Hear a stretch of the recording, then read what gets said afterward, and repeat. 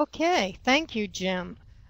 Good afternoon. I hope you've been enjoying APCUG's Fall Virtual Technical Conference.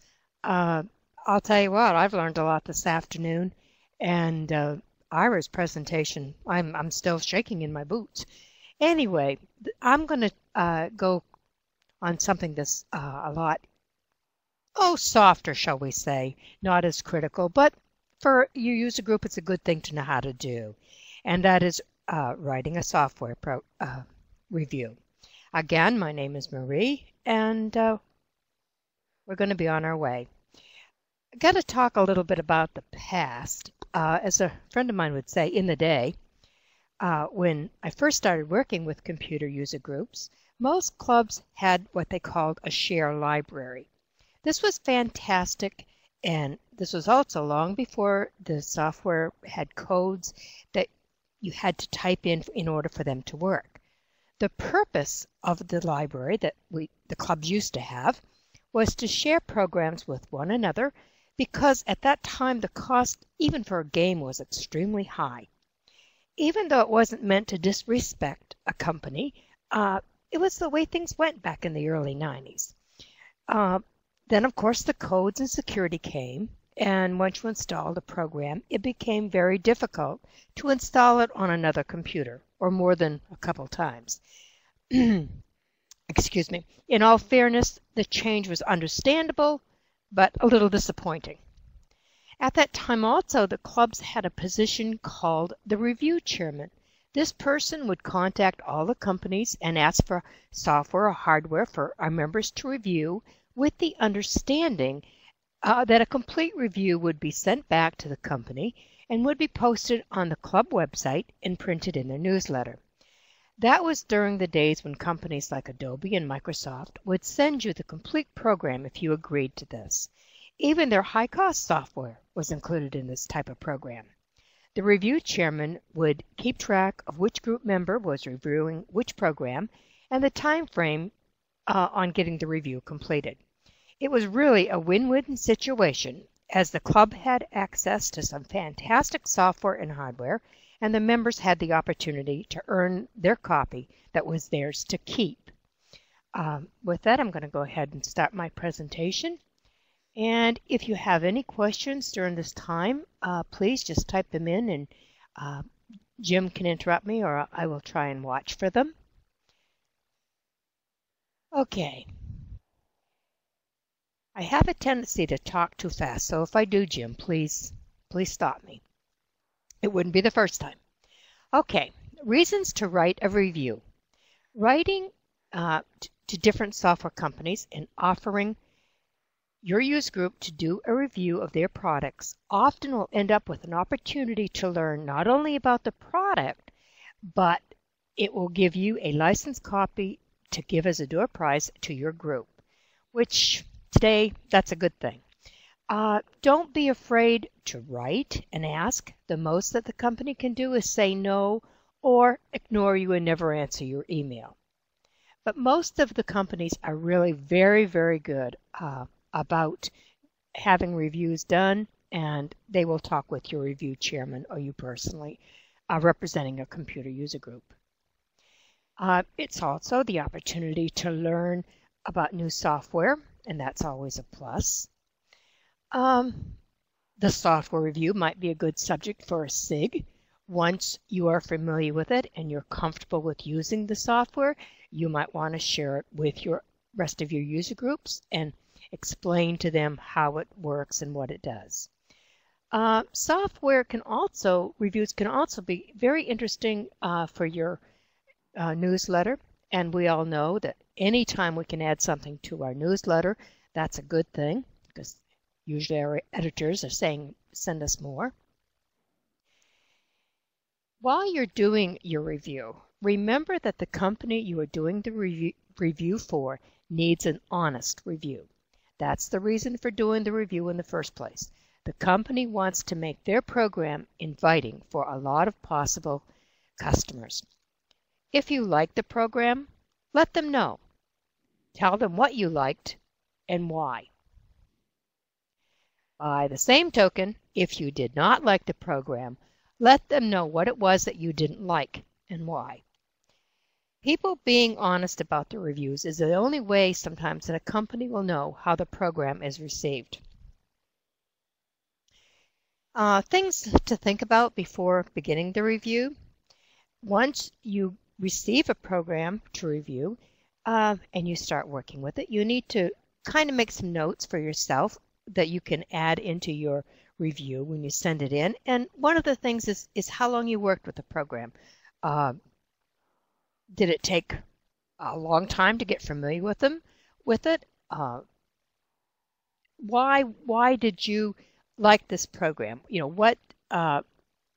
what intrigued you about wanting to learn this program? And you also need to mention the version that you're using.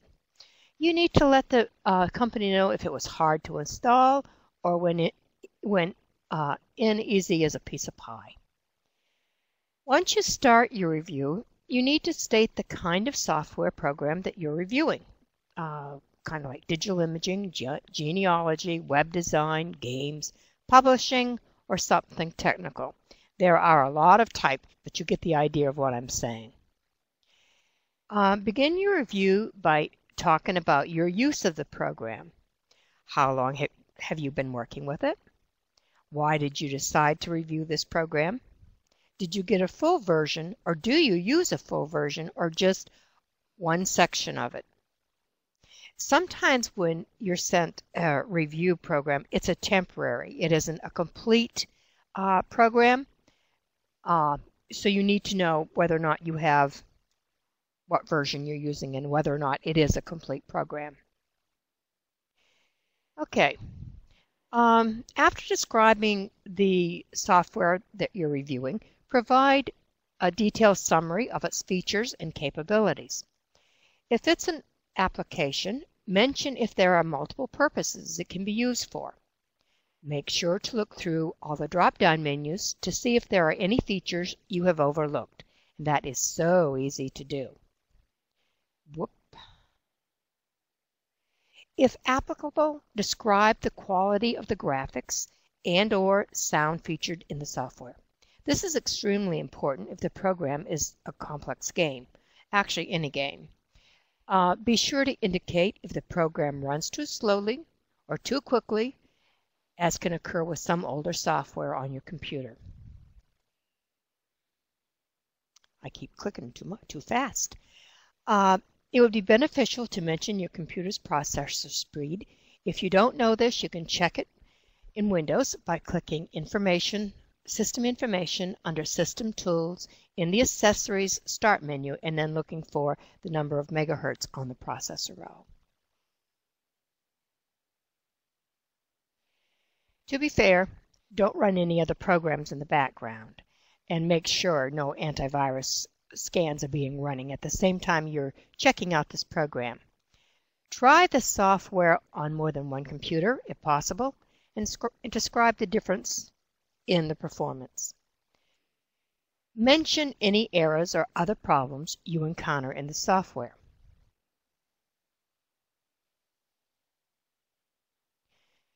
Mention any computer accessories which you feel are beneficial for using the application or that you need to use for the application, such as a joystick in a game. If relevant, try using the software without the accessory and let the readers know if their performance is still acceptable.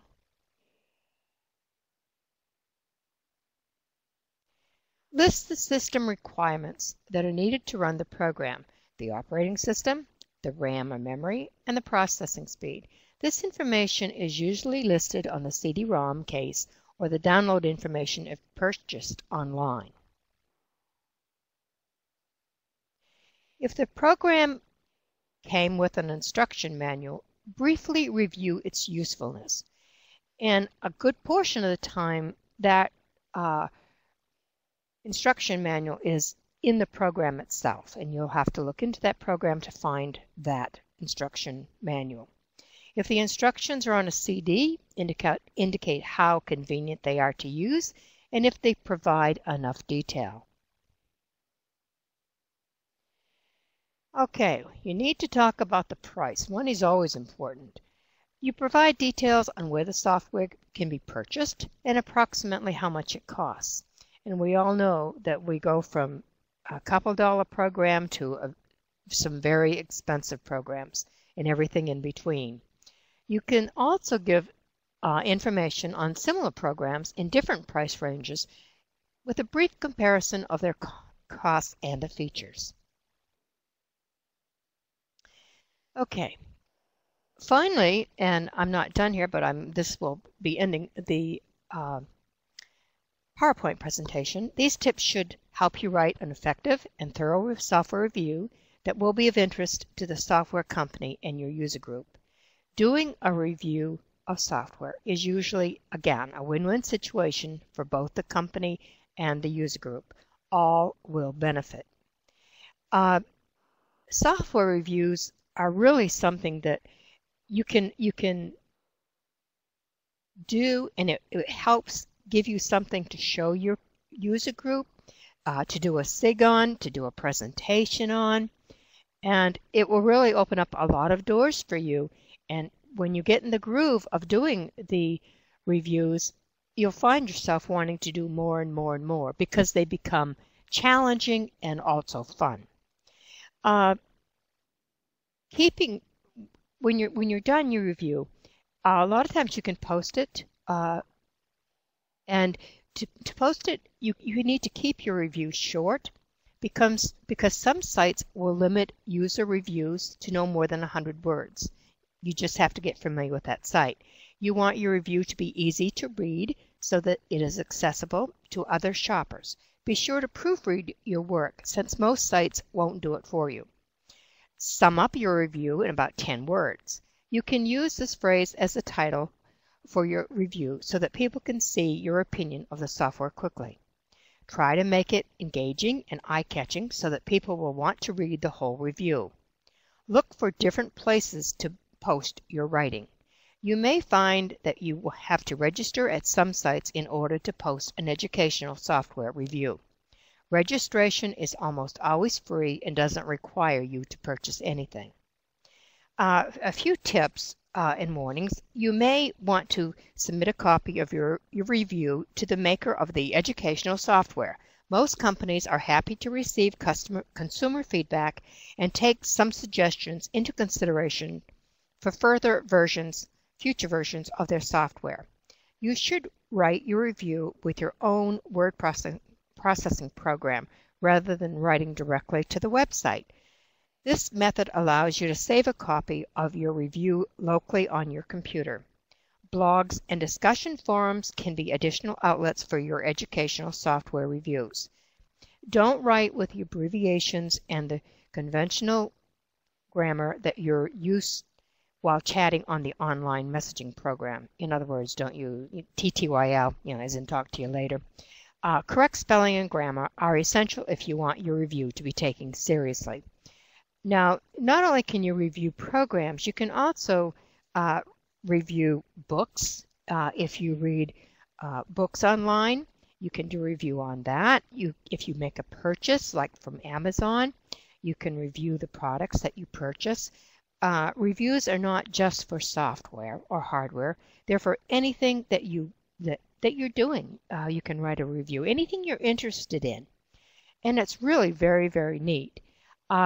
I would like to have some time to talk back and forth with you concerning this subject, so I'm open to any questions that you have.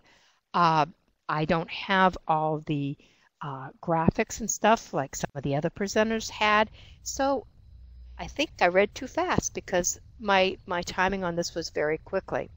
So if there's anything that you have to ask, let's just have a group discussion.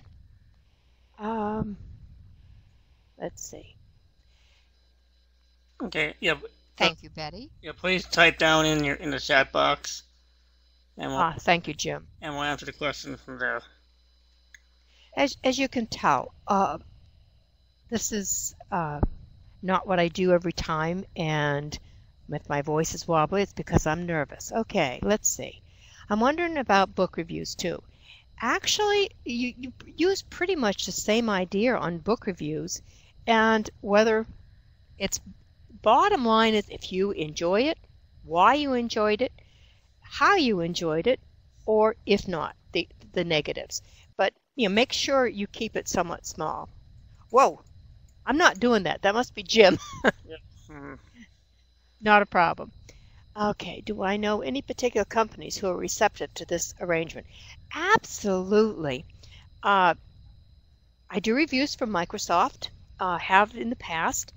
Uh, Adobe, not so much anymore, but any of, I've done games. Our club has done uh, antivirus programs, help programs, speed up your computer programs, you name it. If there's a company, just write to them and inquire whether or not they'd be willing to have your user group do a review. The main thing is let them know that you will gladly send them a written review. You'll post it on your website, and you'll also put it in your newsletter. That's advertisement for them, and that's a good thing for them.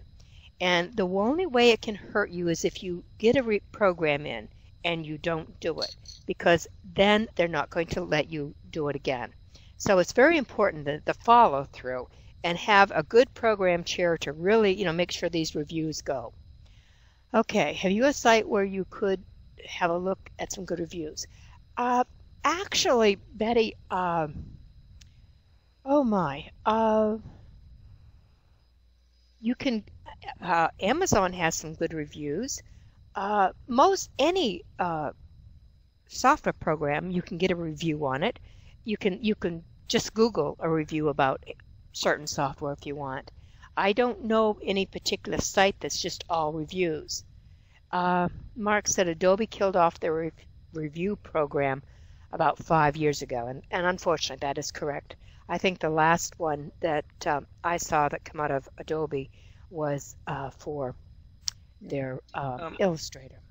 Marie, O'Reilly had a very active review program. Fantastic, Jim. Thank you. And thank you. Big supporter of user groups. So if you go to O'Reilly.com, look for the user group link. And if your group is not part of O'Reilly's user group program, you're really missing out. And they will be more than happy to send you ebooks to review. The trend is they're getting away from the physical books to sending out ebooks because there's no shipping costs involved. But they'd be very happy to once you start reviewing books, if you need books for end of year raffle or a special event, they'd be happy to supply you. The key is, I think, as Marie said, is to build a good relationship. Jim, Judy Taylor, who is the advisor chair for APCUG, and she does the push articles, she asked that if you do a review, send it to Judy Taylor, and she'll put it out with push so other editors can publish it in their newsletter. And if you can say that to a company that you can really spread the word about their software program, that's a little bit more oomph to you in perhaps their response being positive. Let's see. Mark? O'Reilly, APCUG, Wiley all have review programs. Mm-hmm. Also, another one, Focal Press, as Yep. Greg just mentioned. Try Firefox Mail Watcher. Peach Pit does not send hard copy books anymore, only ebooks. Greg's telling us O'Reilly still sends out hard copy books for review. I am not familiar with Focal Press. Jim, if you are, or by all means, you can explain that if you want to. Focal Press is more of a technical books. That's why I'm not familiar with it. I'm not a techie. They will send out books for raffles, and as Judy is mentioning, they have photography books. Aha. Judy said that Focal Press equals great photography books. That's good to know. Let's see. I like doing reviews for books. I do read a lot, but I also I really like doing software reviews. Not only does it give your computer group the opportunity to earn the software or as a reward for having done the review. I just lost my screen. Okay. I'll bring it back. Jim, are you still there? Yes. Okay, I thought I lost everything there for a minute, and I lost my train of thought. Again, it will give you a good door prize and a good thing to teach about it. You use a group. Judy Taylor said Focal Press is quite pro user group. That's a good thing. That's a good thing to be. Any other questions? I unfortunately, this last time I did a presentation, I talked too fast or something, but I've covered pretty much everything that I have needed to cover. If there's no questions, okay, Mark is typing something. I've done reviews for Scherf. I don't think that's how I say that. Pro Show, Topaz Labs, and I've got the wrong glasses on to read the the chat thing. On One, I have not heard of that. Oh, I'm getting a lot of information today too. Fantastic. Judy Taylor said Mark and his wife Tanya do great reviews. I'll tell you what, once you get a reputation for doing a good review, you really, you can put that in your request when you ask a company, because you can say I've done them for such and such and such and such, and that's going to help with a positive response also. I would like to thank everybody for being with us today.